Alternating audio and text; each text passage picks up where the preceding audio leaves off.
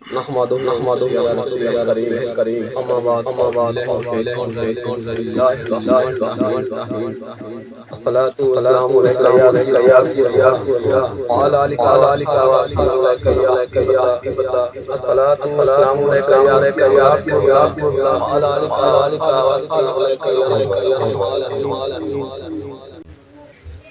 अल्लाह तबारक व तआला ने लोगों की हदायत के वास्ते अंबिया कराम का नज़ूल फरमाया। इसलिए कौमां गुमराही का शिकार हुई,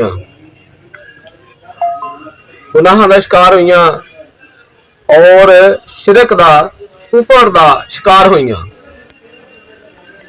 इसे तरह ही अंबिया कराम दे नाल अल्लाह तबारक व तआला ने अपने नेक बंदे भी ऐसे अता फरमाए जिन्होंने ताकत अता फरमाइया, जिन्हों की ज़बाना दे विच तासीरां अता फरमाइया, जिन्हों दे कोलो फेल दे विच तासीरां अता फरमाइया।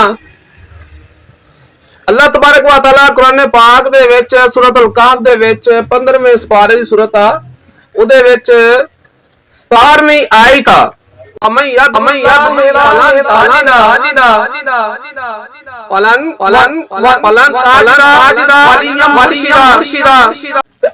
तबारक व तआला दी जात जिन्हों गुमराह करे उन्हों दुनिया ते कोई राहबर रहनुमा नहीं मिलता, उन्हों कोई पीरो मुर्शद नहीं मिलता।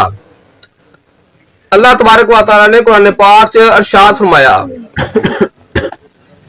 इसी तरह ही दुनिया का सिलसिला चलता जा रहा।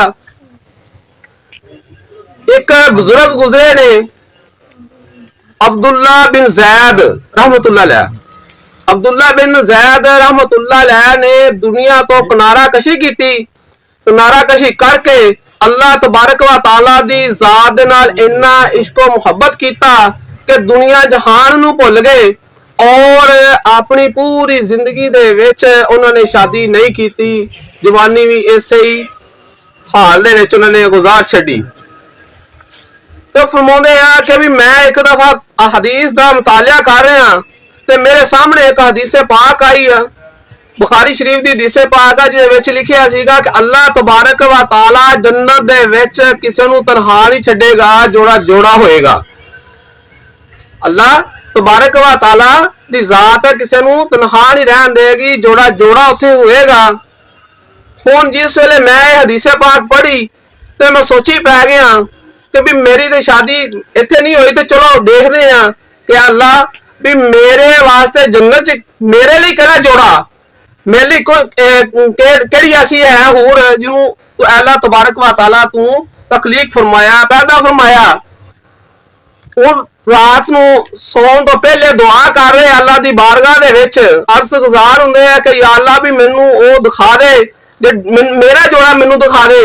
ते अल्लाह तबारक व तआला दुआ कबूल नहीं फरमाई। पहली रात गुजर गई, दूसरी रात फिर इस तरह दुआ फरमाई ते नहीं, तीसरी रात दुआ कबूल हुई आ ते हुक्म सादर होया ते हबशा दी एक औरत आ, हबशा दी हजरत बिलाल सैयदना बिलाल रज़ी अल्लाह तआला अन्हु दे इलाके दी हबशा दी एक औरत आ मैमूना बिन वलीद बिनत वलीद। मैमूना वलीद ओ तेरे वास्ते इंशाअल्लाह तेनू जन्नत दे विच ओ तेनू हूर बन के ओ मिलेगी, तेरा जोड़ा ओदे नाल ही होएगा। बसरा दा एड्रेस देता गया। जिसले पता चल गया सुबह उठे आ, नमाज़े तहज्जुद अदा करन तो बाद नमाज़े फजर अदा की बा जमात और हबशा की तरफ उस इलाके की तरफ चले गए ने। जिस वेले उस इलाके च गए आ ते लोगों को पता सी उन्हां दा बड़ा एक नाम सीगा। उन्होंने देखा तो उन्होंने बड़ा भरपूर तरीके नाल इस्तकबाल किया और अर्ज करते ने कि या हजरत तुसां साडे इलाके च अज बगैर इतला तो बगैर किसी गलबात तो तुसीं तशरीफ लैके आए हो, खैर ते है? उन्होंने कहा मैनू ये दसो भी इत्थे कोई मैमूना वलीद रहिंदी है? मैमूना वलीद रहिंदी है? उन्होंने हैरान होके देखिया ते फिर अर्ज करदे आ कि जी तुसीं मैमूना नूं मिलण आए हो इत्थे? सुभान अल्लाह। ਉਹਨੇ ਕਿਹਾ ਹਾਂ ਮੈਂ ਮੂਨਾ ਨੂੰ ਮਿਲਣ ਲਈ ਆਇਆ, ਤੇ ਮੈਨੂੰ ਦੱਸੋ ਵੀ ਇਸ ਵੇਲੇ ਉਹ ਕਿੱਥੇ ਆ। ਉਹਨਾਂ ਕਿਹਾ ਜੀ ਤੁਸੀਂ ਉਹਨੂੰ ਮਿਲਣਾ, ਉਹ ਤੇ ਅਕਲੋਂ ਪੈਦਲ ਆ, ਦਿਮਾਗ ਨਹੀਂ ਠੀਕ ਉਹਦਾ, ਉਹ ਤੇ ਦੀਵਾਨੀ ਆ, ਤੁਸੀਂ ਉਹਨੂੰ ਮਿਲਣ ਲਈ ਆਏ ਹੋ। ਕਿ ਹਾਂ ਜੀ ਮੈਨੂੰ ਦੱਸੋ ਸਹੀ ਤੁਸੀਂ ਕਿੱਥੇ ਆ ਇਸ ਵੇਲੇ। ਉਹਨਾਂ ਕਿਹਾ ਜੀ ਉਹ ਫਿਰ ਨਾ ਬੱਕਰੀਆਂ ਚਰਾਉਣ ਦੀ ਉਜਰਤ ਦੇ ਉੱਤੇ ਪੈਸੇ ਲੈ ਕੇ ਨਾ ਬੱਕਰੀਆਂ ਚਰਾਉਂਦੀ ਆ ਸਾਰਿਆਂ ਦੀਆਂ, ਤੇ ਅੱਜ ਮੇਰੀਆਂ ਬੱਕਰੀਆਂ ਚਰਾਉਣ ਗਈ ਆ। ਉਹਨਾਂ ਕਿਹਾ ਰਸਤਾ ਦੱਸ ਕਿੱਧਰ ਦਾ। ਉਹਨਾਂ ਕਿਹਾ ਜੀ ਉਹਨਾਂ ਨੇ ਅਸਰ ਦੇ ਵੇਲੇ ਆ ਜਾਣਾ ਵਾ, ਤੁਸੀਂ ਇੱਥੇ ਬੈਠ ਜਾਓ, ਅਸਰ ਵੇਲੇ ਉਹਨਾਂ ਨੂੰ ਮਿਲ ਲੈਣਾ। ਉਹਨਾਂ ਕਿਹਾ ਨਹੀਂ ਅਸਰ ਕਿਹਨੇ ਦੇਖੀ ਆ, ਤੁਸੀਂ ਮੈਨੂੰ ਉਹਦਾ ਰਸਤਾ ਦੱਸੋ। ਉਹਨਾਂ ਕਿਹਾ ਜੀ ਇਹ ਜੰਗਲ ਦਾ ਰਾਸਤਾ, ਜੰਗਲ ਬੜਾ ਖੌਫਨਾਕ ਆ, ਤਰ੍ਹਾਂ ਦੇ ਉੱਥੇ ਖੂਨਖਾਰ ਦਰਿੰਦੇ ਰਹਿੰਦੇ ਨੇ, ਤੇ ਤੁਸੀਂ ਉਸ ਜੰਗਲ ਚ ਨਾ ਜਾਓ, ਉੱਥੇ ਉਹੀ ਜਾ ਸਕਦੀ ਆ।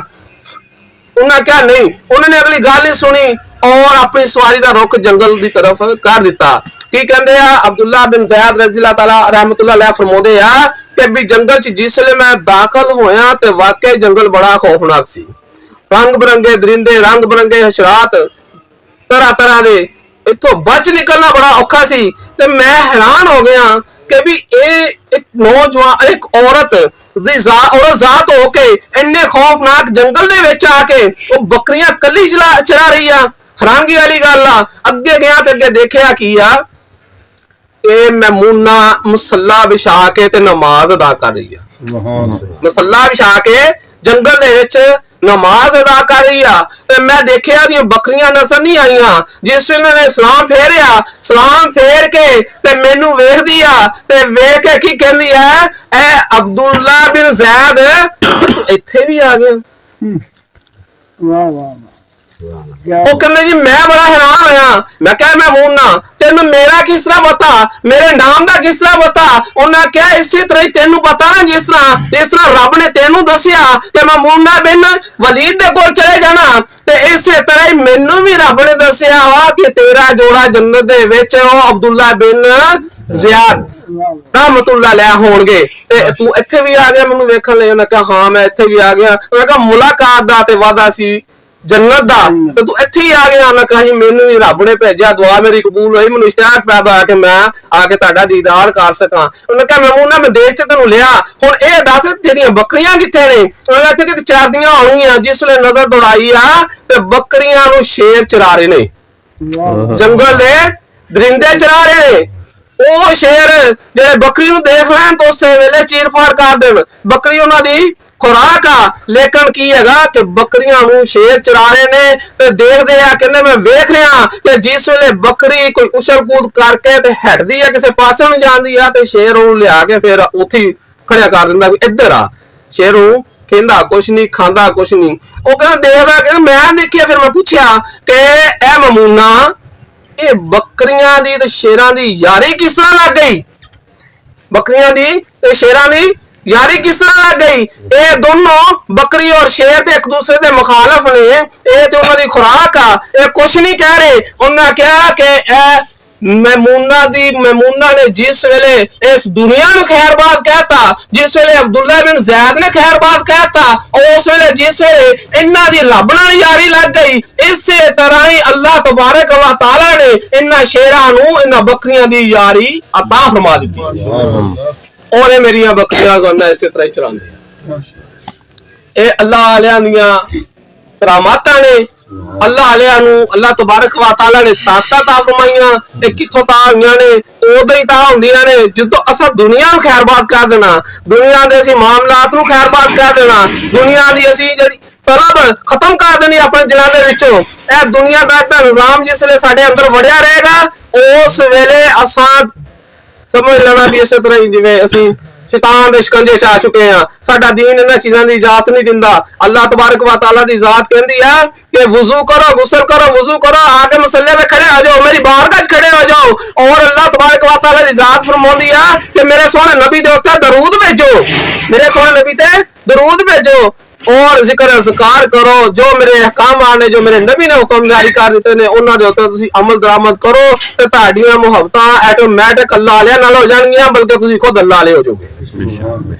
अल्लाह तबारक व तआला दा इनाम आ नेक लोगां दे उत्ते, उन्हां लोगां दे उत्ते जिन्हां ने दुनिया नूं खैरबाद कहता और अल्लाह दी मुहब्बत दे विच गिरफ्तार हो गए। अल्लाह तबारक व तआला सानूं सुन के ਅਮਲ ਕਰਨ ਦੀ ਤੌਫੀਕ ਤਾ ਫਰਮਾਏ। ਆਮੀਨ। ਔਰ ਇਹ ਐਸੇ ਵਾਕਿਆਤ ਹੁੰਦੇ ਨੇ ਜਿਨ੍ਹਾਂ ਦੇ ਨਾਲ ਸਾਡਾ ਈਮਾਨ ਤਾਜ਼ਾ ਹੁੰਦਾ ਤੇ ਭੁੱਲਣ ਵਾਲੇ ਵਾਕਿਆਤ ਨਹੀਂ ਹੁੰਦੇ, ਸੁੱਟਣ ਵਾਲੇ ਵਾਕਿਆਤ ਨਹੀਂ ਹੁੰਦੇ, ਸਬਕ ਹਾਸਲ ਕਰਨ ਵਾਲੇ ਵਾਕਿਆਤ ਹੁੰਦੇ। ਇਹਨਾਂ ਤੋਂ ਸਬਕ ਹਾਸਲ ਕੀਤਾ ਕਰੋ।